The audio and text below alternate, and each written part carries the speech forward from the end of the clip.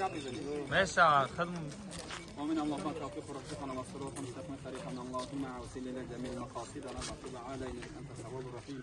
اله احد الصمد الكريم الرحيم ملك المعبود الخشوع پروردگار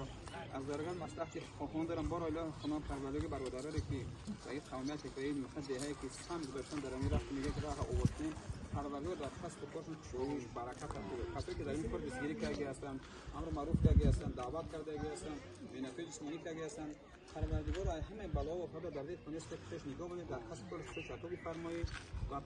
مثلا میفرمایید که با صدقه کردن شما میگه از خصالیات توبه کنین اگر بیماری داشته باشه شفای از کنیش عطا کن پروردگار و فرزندانی که در غریبی هستند در راه دور هستند ما فرزندان در دربار امانت سپرده هستیم پروردگار خود ذاتی است که امانات میخونه خیانت کننده نیست سوق سلامت با مرادای آسایش با آغوش گرم خانواده نصیب روزی بگردانی در کسب و کارشان کشش عطا بفرمایید آمین و رب العالمین به حق یک نعبد و یک نستعین و آخر دعوانا ان الحمد لله رب العالمین.